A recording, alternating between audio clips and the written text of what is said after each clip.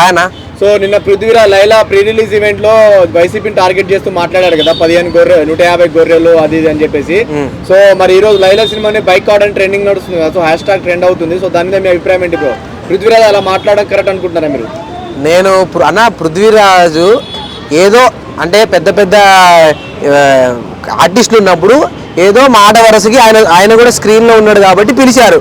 ఇప్పుడు కాదన్నా, పృథ్వీరాజు గారి నోటితుల్లో బాగా ఎక్కువ. ఇంతకుముందు లాస్ట్ టైం వేరే ఈవెంట్లో కూడా ఏంటంటే ఈ మన సినీ ఇండస్ట్రీలో పవన్ కళ్యాణ్ వాళ్ళ ఓట్లు సాధించాలి, వాళ్ళ కంట్లో పడాలి, మనం కూడా నెక్స్ట్ ఎమ్మెల్యే సీట్లో ఏదో ఒక సీట్ తీసుకోవాలన్న కాన్సెప్ట్ మీద అవసరం లేదు సినిమా ఈవెంట్లకు వచ్చి వైసీపీ ప్రభుత్వాన్ని కానీ ఏ ప్రభుత్వాన్ని కానీ రాజకీయ ప్రభుత్వాన్ని విమర్శించాల్సిన అవసరం లేదు.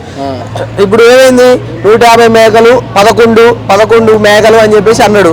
ఇప్పుడు ఏమైంది, 25,000 ట్వీట్లు వచ్చినాయి, నెగిటివ్ ట్వీట్లు. ట్రెండ్ బాయ్కాట్ చేస్తామని ఎవరిని, మా సినిమాని లైలా సినిమాని బాయ్కాట్ చేస్తామని. ఆల్రెడీ లైలా మన విశ్వక్సేన ముందు సినిమా పోయి చాలా కష్టాల్లో ఉన్నాడు.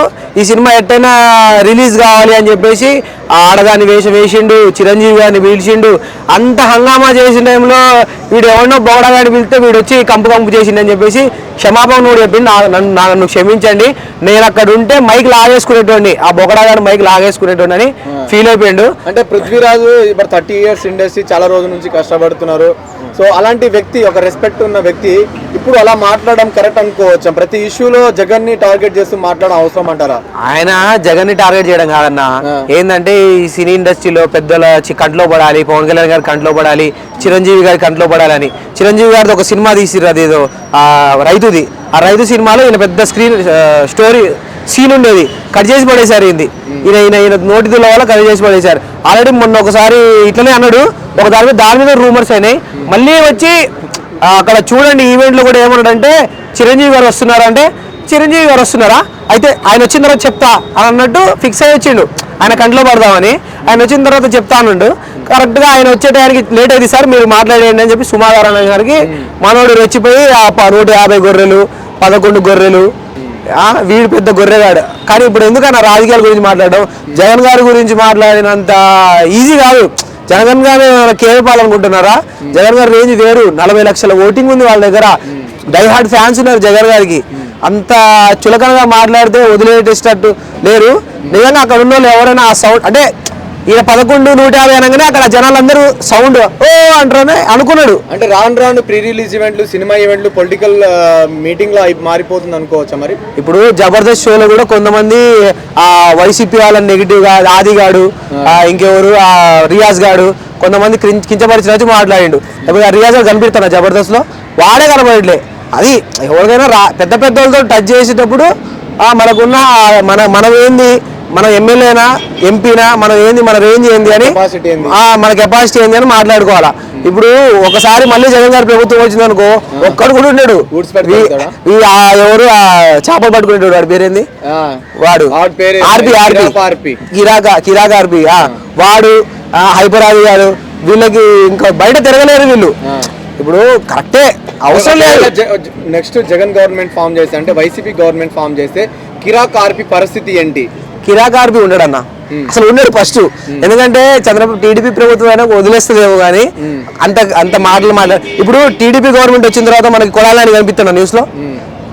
జగన్ అంతకంటే డబుల్ ఆర్పి గాడు, వాడు అదే సముద్రంలో చేపల మధ్యలో తేలుతాడు, వాడు తేలుతాడు, వాడికి ఉంది వాడికి. కానీ ఇక ఒక 5 సంవత్సరాలు కానీ 10 సంవత్సరాలు కానీ ఏదో ఒక్కసారి జగన్ ప్రభుత్వం వద్ద మాత్రం ఒక్కని కూడా విడిచిపెట్టరు. వాళ్ళకి నరకం అంటే ఏందో చూపిస్తారు. మనం గతంలో చూసుకుంటే ఆర్కే రోజా వచ్చి ఆయన చేపల పులుసు, నెల్లూరు పెద్దారెడ్డి చేపల పులుసు తిరుపతిలో ఓపెన్ చేయడం జరిగింది, ప్రతి చోట్ల ఓపెన్ చేయడం జరిగింది ఆవిడ. సో మనస్ఫూర్తిగా ఆశీర్వదించారు. కానీ ఇప్పుడు రోజాని పచ్చి బండ బూతులు తిడుతున్నారు కదా, సో అంత అవసరం అంటారా అన్న? ఫస్ట్ రోజా గారు సరే, ఆమె వైసీపీ ప్రభుత్వంలో ఉందో నెగిటివ్ ఏ ప్రభుత్వంలో ఉన్నా కూడా ఆమె ఒక ఆడది. సో ఆడవాళ్ళకి రెస్పెక్ట్ అనేది ఒక రేంజ్ లో ఇవ్వాలి. సరే, ప్రతిపక్షంలో తిట్టు, రోజా గారు పరిపాలన ఆమె ఏం చేసింది, పర్యావరణం ఏం చేయలేదు అని చెప్పి అట్లా తిట్టు. అంతేగాని పందికొక్కు బండబూతి ఆ తిరుపతి లడ్డూలో ఈ పందికొక్కు కొవ్వు కలిసింది, రోజా కొవ్వు కలిసిందని వాడు మరీ ఓవర్ మాట్లాడతాడు. వాడు గుర్తు పెట్టుకోవాలి, ఆంధ్రాలో ఉన్నా నేను ఆంధ్రాలో ఉన్నా, నేను 3 సంవత్సరాలు బతికేది ఇక నా నూకలు తగ్గుతాయని మాట్లాడుకోవాలి. ఎందుకంటే మేడం అని రోజా జబర్దస్త్ లో కాలు పట్టుకున్న వీడు జగన్ గారిని, రోజా గారిని వసే పందికొక్కు వీళ్ళు ఏంటంటే అన్న స్క్రీన్లో కనపడాలి, స్క్రీన్లో మనకున్న పేరుని డబుల్ చేసుకోవాలి, రాజకీయాల్లో తొందరగా వెళ్ళిపోవాలి అని చెప్పేసి నెగిటివ్ కామెంట్లకి చూపిస్తున్నారు. కానీ అంతే ఉంటది, తర్వాత వచ్చిన తర్వాత ప్రభుత్వం. ఒకవేళ గవర్నమెంట్ ఫామ్ అయితే కిరాక్ ఆర్పి అవుట్ అంటారా?